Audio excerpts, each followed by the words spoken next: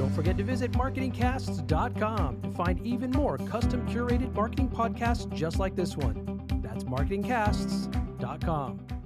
Hi, this is Sean Halter, host of the CMO Suite podcast. Don't forget to subscribe and catch up on all the previous episodes at www.thecmosuite.com.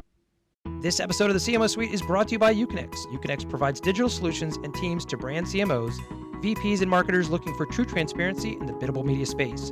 From paid social and PPC to complex platforms like The Trade Desk, brands from across the world have connected to Uconnect. Visit them today at uconnect.com. And No Kid Hungry. We're proud to promote No Kid Hungry and their many initiatives to help kids in need of meals. Visit them at nokidhungry.org. This episode of the CMO Suite is also brought to you by Winmo. Winmo is the most comprehensive and widely used advertising database, providing an unfair advantage to media and marketing professionals nationwide.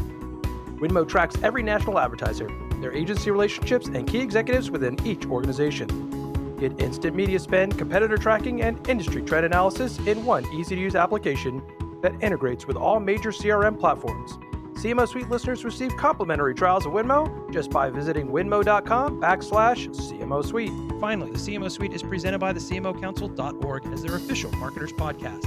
The Chief Marketing Officer Council is the only global network of executives specifically dedicated to high-level knowledge exchange, thought leadership, and personal relationship building among senior corporate marketing leaders and brand decision makers. The CMO Council's 15,000 plus members control more than $550 billion in aggregated annual marketing expenditures and run complex distributed marketing and sales operations worldwide. For more information on membership, visit thecmocouncil.org. Let's start the show.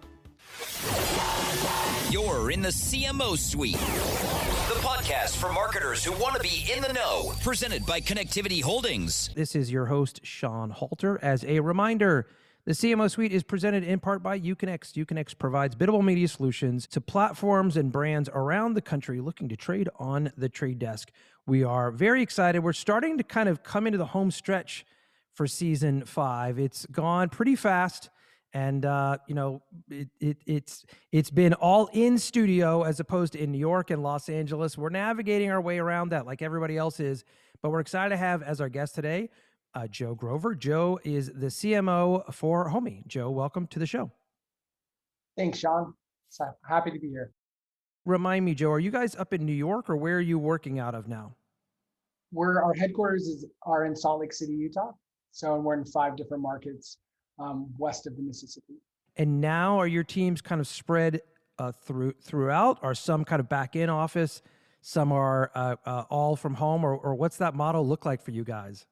Yeah, it's interesting. We're in the real estate tech space. And so a lot of our agents are always in the field working with customers anyways.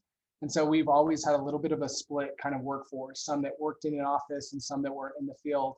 But today, everyone is remote, except for our title and escrow business, which those folks are still in the office helping people close on homes. There's probably a handful of people every day in the office. But outside of that, everyone's in their homes, home offices, spread across the country. We've had a lot of people who had requested work from home. We had a few people that worked out of New York and Austin and some other places. As marketers, we're so used to feeling like everybody's in the room, and that's how you create collaboration, and that's how you create camaraderie and come up with brand identity, and really things work. But this thing kind of comes through and everybody then kind of scatters a little bit.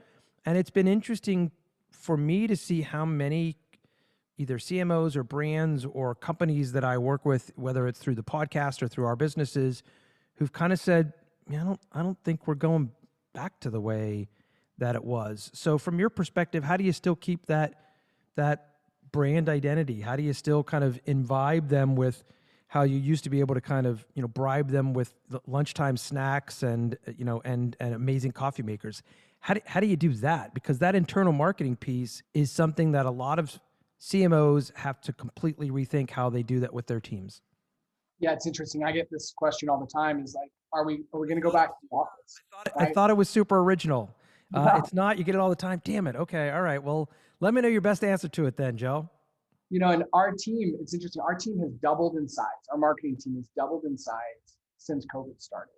So I've hired a VP of marketing that's based out of Los Angeles, a creative director that's based out of Los Angeles. I hired a head of social media who was in Paris, France, relocating or coming back to the United States.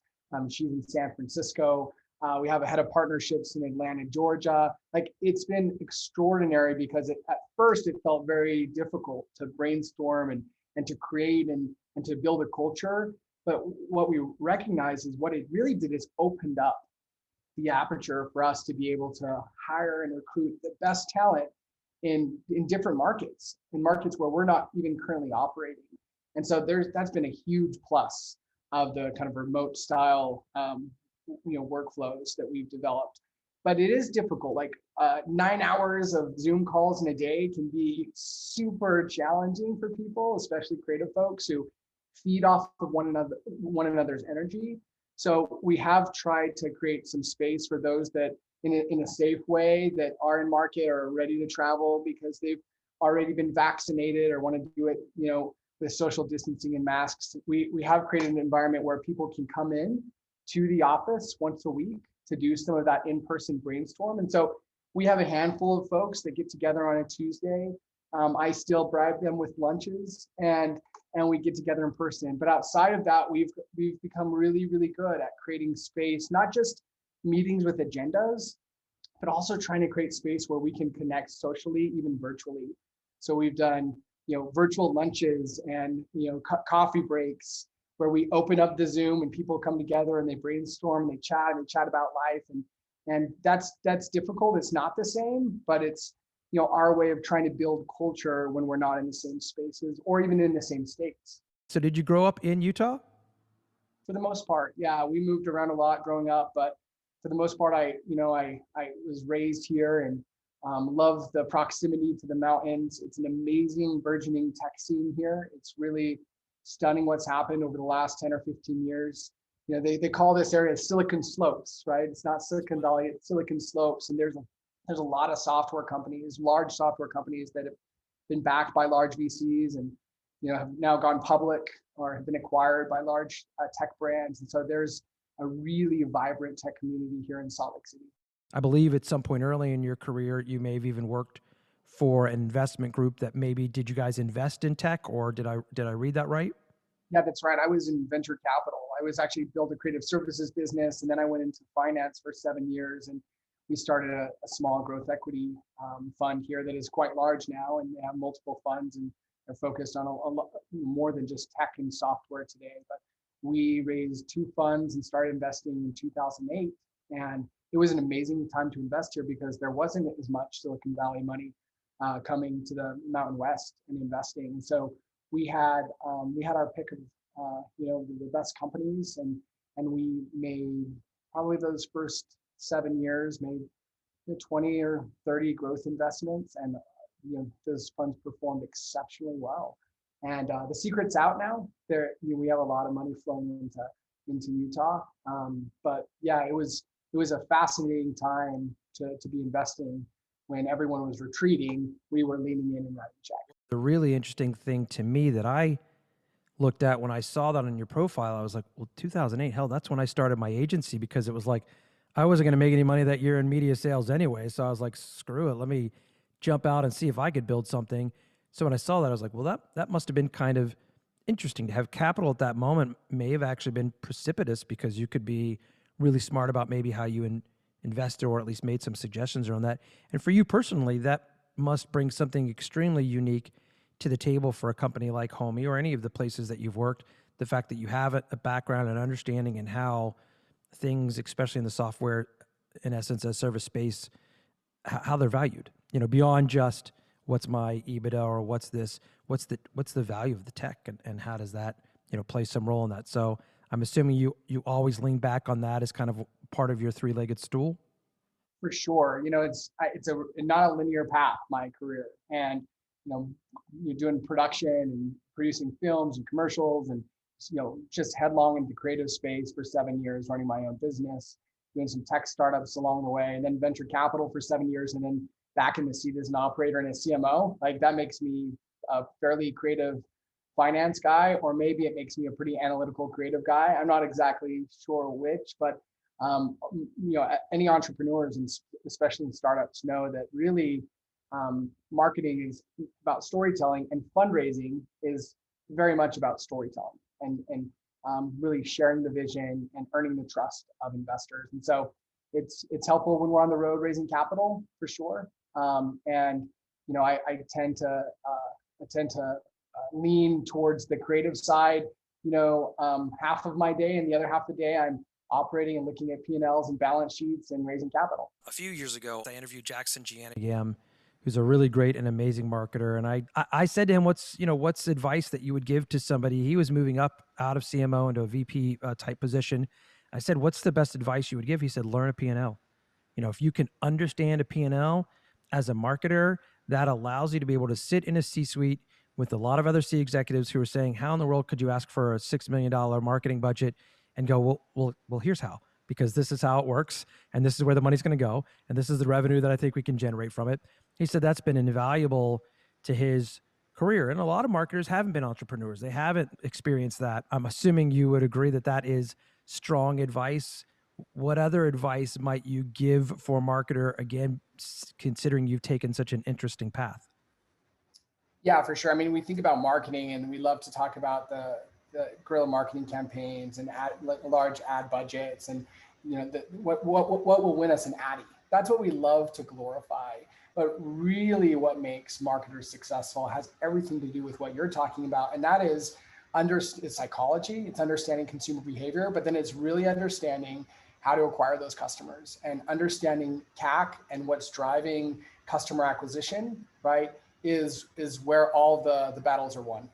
And so if you're focused on the amazing kind of brand marketing that we all love to do, but you don't understand attribution and kind of full funnel attribution and cost of customer acquisition and unit economics and how your CAC influences economics, which influences your company's ability to raise capital and be successful, then you're going to be probably a one-trick pony as a marketer. You really have to be balanced, right, in order to be successful, and really at any stage, but especially in the growth stage. You said you moved around a bit.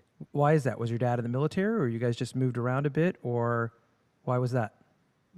Back in the, so this will maybe date me, but back in the early days of the HMO, the healthcare industry was changing.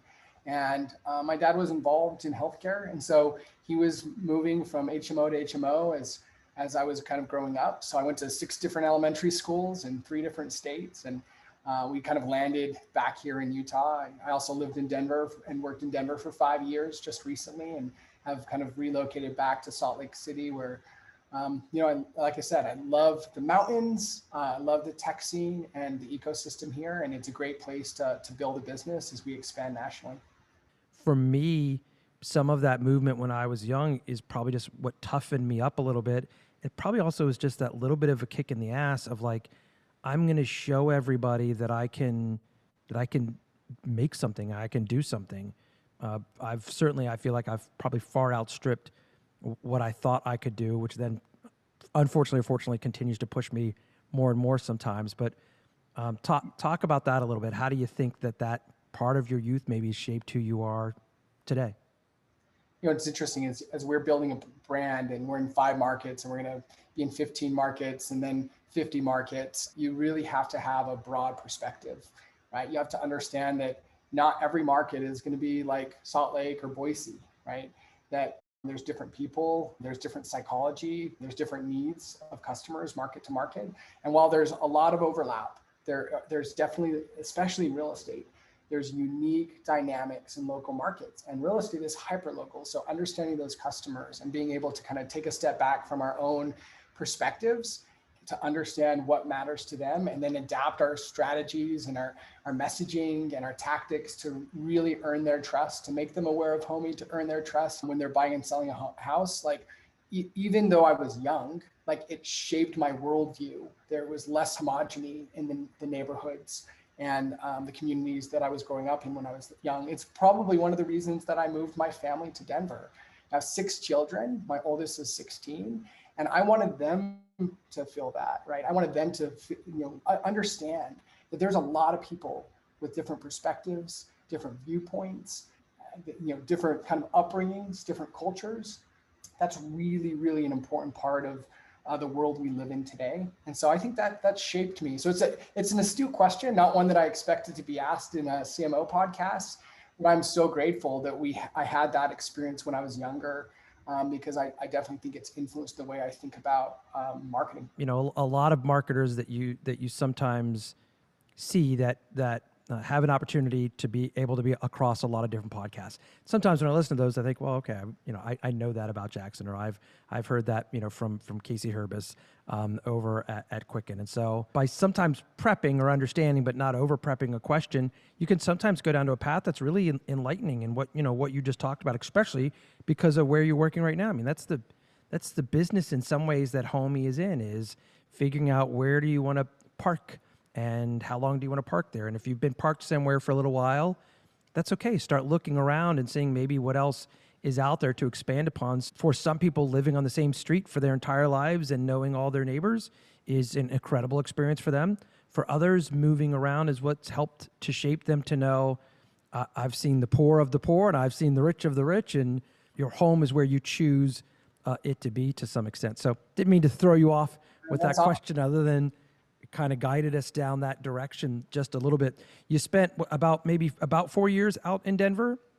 I was commuting back and forth, but I was working for a Denver-based company for 5 years. In fact, I was in Denver on Monday. I've only traveled 3 times since COVID hit, and I was back on the road in Denver. And it was amazing to drive through my old neighborhood and see the Homey billboards, right? And to see kind of the advertising in the wild was really gratifying. And snapped a picture of my kid's school and sent it back to Mel. And we miss Colorado too. We love it there. So yeah, I was 5 years in Colorado, and then I moved back to Salt Lake about 3 years ago. So you were just talking about being in Denver and kind of seeing some of the outdoor creative. So talk to us just about the ad campaigns that you guys are running right now for a little bit. How did you guys decide what to do? Are you guys in-housing that agency or using an outside group? And what part are you playing in kind of shaping that message across both the traditional and digital spectrums? It's a great question. When I joined Homey 3 years ago, we were in 2 markets. And we had just launched our second market in Phoenix, Arizona. And there was 1 person in marketing. There was a little turnover in the marketing team. And so that was an exciting time to jump in and get my hands dirty, right? I was working with our designer. We had a designer, and we were doing all the out-of-home creative. I'd create something in the afternoon, and I'd send it to print, and 3 days later I'd see it on a billboard. So it was just a scrappy, gritty startup phase. And now we're 30 folks on the marketing team today. So we've grown really rapidly, and most of our creative and campaign design and production work has been in-house. We have been selective about pulling in agencies, but we've found that having those kind of dedicated homies on the ground that understand the brand, that live it every single day. In fact, just recently we had a brand evolution. We're kind of evolving the brand a little bit, and we had hired an external agency to support that effort. And our internal creative team was kind of working alongside that team. And there was a bunch of comps and ideas and concepts that were being produced. And our internal team, at the end of the day, won out with users. When we went out and tested that, the internal team's designs and concepts won out over the agency, and they're an amazing agency, and they continue to support the evolution of that direction. But it was amazing to see that. I haven't seen that happen a lot in my career. So most everything that we're doing right now is in-house. We've outsourced a few things. Some of our commercial production, video production has been outsourced, but I would say 80% of it is in-house. Sometimes bringing in an outside group, even if you have an amazing in-house team, just helps re-level set to some extent. Maybe again, it just sometimes gives you a chance to be able to kind of hear some independent thought, which may even work its way into the imagination of your in-house team, and sometimes applies, not pressure, but sometimes applies this dynamic of, let's kind of throw some things out there, different names, different faces, and kind of see ultimately, are we on the right track? If you are, then that's great. It's like the old school way to be able to go out and kind of test a few different ideas and kind of see, it works its way through from there. So you talked about the fact that you're evolving the brand to some extent. Clearly, obviously, the digital space extremely well. What is that mindset for you as you guys kind of go into a new market? Is it a mix of, let's make sure that we've got our digital kind of really dialed in, that we're talking, very specifically to very specific targets? Is there a business to business angle to what you guys are doing right now? And then what role has traditional started to play? I heard you talk about billboards. I love billboards. I just think it's sometimes an untapped medium that you can just have this really beautiful message that just gets you volume and lift. And I came from radio. I never sold outdoor, but to me, it's the one medium almost more than any other that if you have a very succinct message, which everybody should, you can put that out there and it will impact immediately. Yeah, listen, if you start me talking about guerrilla marketing and out of home, like I can talk for a long time. 85% of our budget when I joined was out of home. And I came from more of a digital background. So we're much more balanced today, but we have really invested in unique out of home, 6 words, 7 words or less, really simple messaging, culturally relevant, locally relevant. We do a lot of what we call Burma shave or sequential billboards in a row. So we have 2 places in Salt Lake. As you come into the city on I-15, there's only one way into Salt Lake City, right? And there's 3 billboards in a row where we can do some storytelling, and they're a little bit. We try never to be snarky, but they're kind of fun. Sometimes they're a little bit irreverent. They're oftentimes very relevant. You might be driving in from California and you may not smile or laugh, but if you're from Utah, you know what we're talking about. And we really did build the brand on out of home initially. And over time, we've expanded that channel mix, right, to include radio, primarily endorser strategies, where we really get that mass referral effect. Folks that have used, in fact, we go out and talk to all the DJs in new markets and say, hey, are you going to buy or sell a house? We want to represent you. And once they've had that homey experience and they've saved all of this money, and this is like such a better way to buy or sell a home, they talk about it in ways that are really powerful on the air. And when they do that, customers come in, they hit the website, they download the app. It's been really amazing to see. And then the digital practice is about half of our spend now is on digital channels. Well, some higher funnel stuff, but mostly mid to lower funnel tactics. The beauty of software as service companies that embrace the traditional piece, if they can strike that right balance, they're right there. It's hard to tell your story with a mobile ad unit. It just is. You can't tell much of a story with a PPC campaign sometimes. There's not enough words. There's not enough beauty. There's not enough in that. So again, the fact that you guys have really embraced that, you're using a lot of those very smart, techniques, the endorser piece. We love that part because you're living in essence through the relationships that they've developed. And those are so incredibly important. As you evolve, what's next? What's next for Homey? What's that next thing that you're hoping, gosh, how do I tap into this?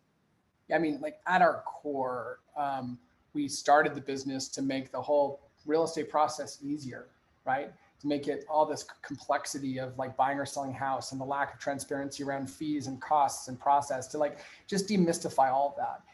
But what we realized is as we were doing that, we were making it possible for more and more people to afford homes, to understand what the process is and to get into homes. And home really is everything, right? It unlocks net worth. It allows people flexibility and possibility. And so the mission really is to make sure that everyone understands the process and can afford to get into a home. And there's a lot of folks in our communities that are disadvantaged, that don't know what the process looks like. They don't know what resources are available. They don't have an expert to guide them and answer questions. And so while Homey is for the masses, we're also really making sure that education becomes a cornerstone of what we do, so that folks that may think they can't afford a home and people in communities that where there's large gaps in the home ownership rate will have a path. We'll have someone that has their back to educate, to surface resources around down payment assistance and helping people be able to get into a home. And that's harder today than it's ever been, as competitive as the market is. So we want to take that, like I said, we're in 5 markets. We want to take that to the next 5 markets and then make sure that everyone in every community in America can have this opportunity. You're now kind of expanding to 5 more and 5 more, and then ultimately with the potential hope of maybe a national presence to some extent, or will it always stay kind of local or regional in nature?